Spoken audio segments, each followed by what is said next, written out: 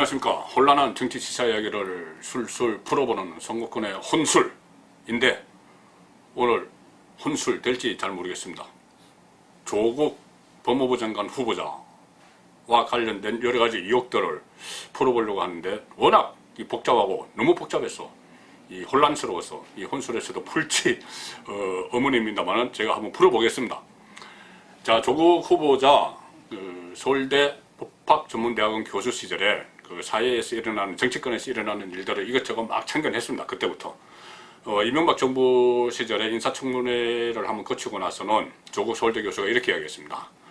시민들을 열불나게 했던 비리 종합 세트다. 그때 당시 고위공직자 후보들, 장관 후보자들을 겨냥해서 한 말이죠. 특히나 그때 위장 전입 이 논란에 대해서 이렇게 이야기했습니다. 조국 교수가.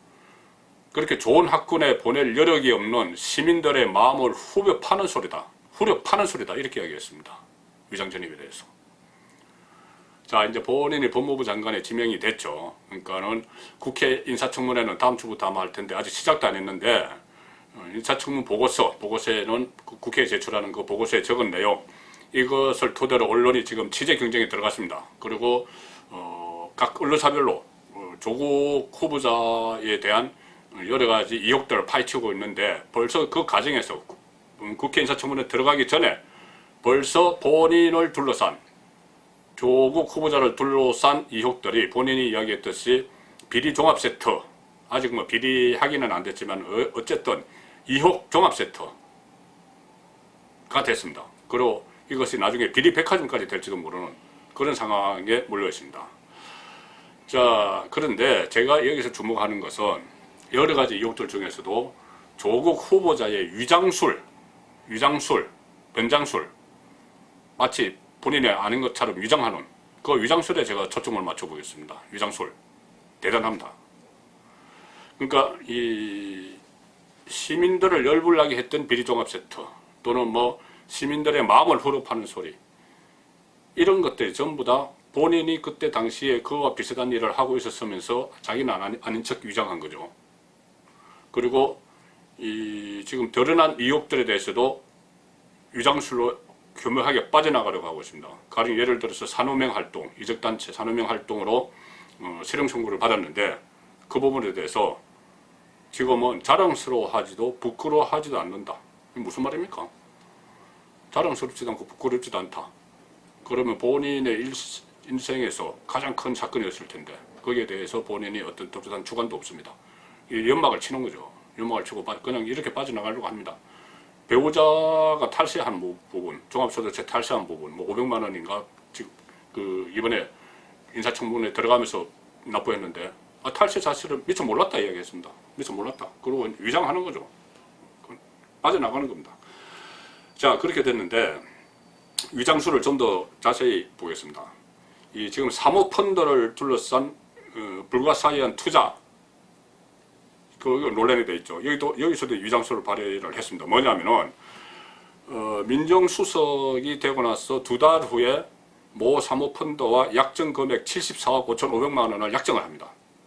본인 재산은 등록한 재산은 56억 원인데 재산보다 훨씬 더 많은 돈을 투자하겠다고 약정을 합니다. 그리고 현재 벌써 부인과 딸, 아들이 10억 5천만 원을 벌써 투자를 했습니다. 이 사모펀드에. 자, 그런데 이것이 전문가들의 말에 의하면은 만약 이것을 민정수석 2달 있다가 제가 약정했다고 그랬죠. 민정수석으로 있으면서 어떤 고급 정보, 내부 정보를 얻어서 이것을 펀드 매니저에게 기팀을 할 수도 있던 거 아니냐 이런 의혹입니다. 물론 아직까지 의혹인데 어쨌든 사모펀드에 재산보다 많은 돈을 투자하겠다고 그 약정을 한 겁니다.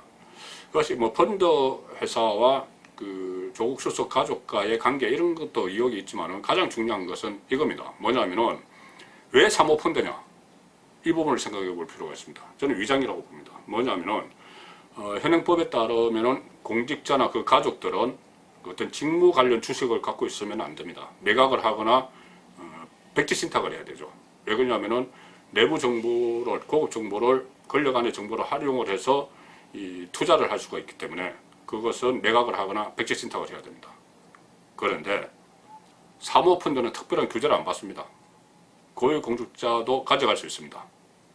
그러니까 어떤 내부 정보를 이용하거나 이해 충돌 가능성이 있는데도 사모펀드는 규제가 없기 때문에 그 취약성을 이용했기 때문에 저는 이것을 위장 투자일 수 있다고 봅니다. 위장 투자라고 제가 단언하는 건 아니고 전문가들의 말을 빌려보면은 그럴 여지가 충분히 있다는 것이죠. 공직자가 사모펀드에 투자하는 데 대해서. 자, 그렇다면 이것을 위장 투자로 볼 수도 있는 것이고, 물론 나중에 인사청문회에서 다 밝혀지겠지만요. 그 다음에 전형적인 위장 전입, 주소 위장 전입이죠.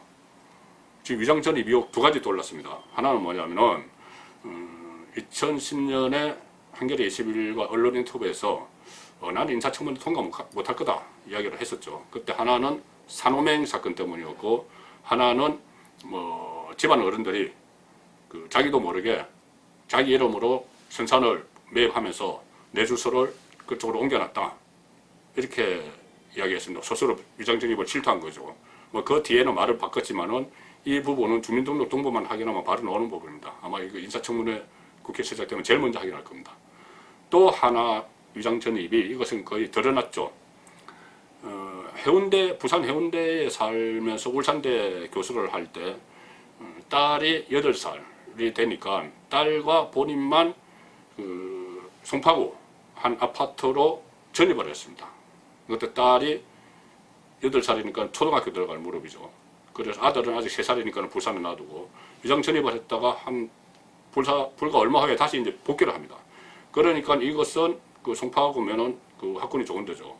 학군을 위해서 위장 전입한 거 아니냐, 이 의혹입니다. 만약 이 의혹이 사실이라면은 본인이 이야기했던 좋은 학군에 보낼 여력 없는 시민들의 마음을 후려 파는 소리다. 위장 전입, 이명박 정부 시절에 그렇게 이야기했죠. 정말 만약에 본인이 그렇게 이야기하고 송파구로 학군 때문에 위장 전입을 했다면은 정말 마음을 후려 파는 소리죠. 조국 후보자가 시민들의 마음을 후려 파는 소리입니다. 자, 그 다음에 또 부동산 또 위장 매매 의혹이 생겼습니다. 부동산 위장 매매 의혹. 이 부분은 상당히 복잡합니다. 복잡해서 제가 말씀드릴수록 더 혼란스러운데 간단히 말씀드리면 이겁니다. 2017년에 민정수석을 할 때 고위공직자 다주택 논란이 있었습니다. 고위공직자가 너무 많은 주택을 갖고 있으면 안 된다. 그래서 뭐 팔자 뭐 이런 이야기가 있었는데, 그때 조국 후보자의 부인이 아파트, 부산의 아파트를 매각을 하는데 누구에게 했느냐? 옛날 동서.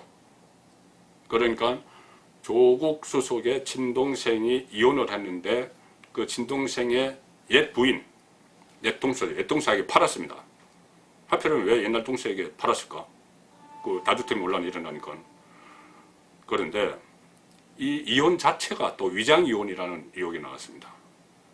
동생 부부가 이혼한 것 자체가, 이 이혼을 하는 과정에서 조국 후보자의 부친이 소유했던 학원재단의 51억 원대 공사비 소송이 또 있었답니다. 복잡하죠. 어쨌든 위장 이혼, 위장 매각, 그러니까 위장 매매 아니냐. 여기서도 위장이 나옵니다. 자, 이렇게 여러 가지 위장을 한 것이 나오는데, 사실 조국 후보자는 청문회 앞두고도 위장서를 발의를 하려고 했습니다. 뭐였냐면은, 하나는 본인이 장관 후보자로 지명되기도 전에 여당 법사위원들, 그러니까 인사청문회를 하죠. 법무부 장관 인사청문회를 하는 여당 법사위원들에게 이메일을 보내서 본인의 논문 표절 의혹, 또 자녀의 학교 폭력 의혹, 또 처가의 사학 재벌설, 이런 데 대해서 셀프 해명을 합니다. 그러니까 나중에 인사청문회 열리면 야당이 공격할 때 내 입장을 이거니까 이렇게 해줘. 이렇게 위장서를 발의합니다. 그 다음에 장관 바로 지명되기 직전에 이런 말을 했죠. 인사청문회는 정책 분야와 도덕 분야를 나눠서 해야 된다. 정책 분야는 공개하고 도덕성 분야는 비공개해야 된다. 이렇게 이야기했습니다. 이런 여러 가지 의혹들이 쏟아질 줄을 알고 있었던 거죠. 자, 이런 상황인데 기막힌 위장술, 이 위장실의 하이라이트가 있습니다. 뭐냐면은, 자, 문재인 정부 들어서 인사검증을 하면서 고위공직자에서 배제하는 7대 기준을 마련했죠. 7대 기준을 마련하면서 위장 전입에 대해서 이렇게 기준을 마련했습니다. 2005년 이후 2번 이상 위장 진입한 것만 문제 삼는다. 2005년 이전은 괜찮다는 이야기입니다. 왜 2005년이냐 하면은 장관 인사청문회가 2005년부터 시작됐기 때문이 나는데 하필 2005년이냐. 지금 지나고 보니까는 조국 후보자가 지금 2억에 쌓인 위장 전입 의혹 2가지가 2005년 이전입니다. 7대 기준에 안 걸린다 이거죠. 뭐 조국 후보 쪽에서 그렇게 이야기했습니다. 7대 기준에 걸리지 않는다 이야기했습니다. 문제는 그 7대 기준을 만든 사람이 조국입니다. 청와대 조국 민정수석이 인사검증을 하면서 기준을 만들었죠. 그 위장전입 2005년 이전에는 문제 안 삼는다 했는데 본인이 2005년 이전에 2건의 위장전입 의혹이 있습니다. 본인을 위한 기준 설정 의혹이 충분합니다.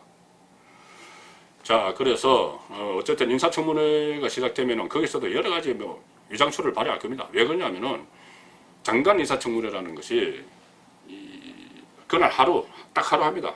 법사위에서 딱 하루 인사청문회 하고 그날 지나면은 그는 대통령 임명하면 됩니다. 그렇기 때문에 그날 하루를 버티기 위해서 여러 가지 위장수를 쓸 텐데 그러고 나서 대통령이 여태까지 해왔던 것처럼 임명 강행을 하겠죠. 야당이 그전 반대를 무릅쓰고. 자, 그렇게 할 텐데 그 하루를 위장수를 발휘하면서 그냥 넘기게 놔둘 것인지 아니면은 지금 이렇게 여러 가지 의혹이 쏟아지는데 그 의혹들을 야당 의원들이 분담을 해서 정말 국민들이 볼 때도 도저히 법무부 장관 되면 안 된다 이런 여론이 확 올라와서 문재인 대통령이 다른 선택을 할 수 있도록 할 건지. 물론 제가 지금 예단을 하는 건 아닙니다. 지금 여러 가지 의혹들이죠. 아직은 의혹들이지만은 이것이 인사청문 과정에서 의혹이 아닌 팩트로 밝혀질 수도 있기 때문에 그 경우에 야당도 충분히 대비를 해야 된다. 그 말씀 드리는 겁니다. 송근의 혼술이었습니다.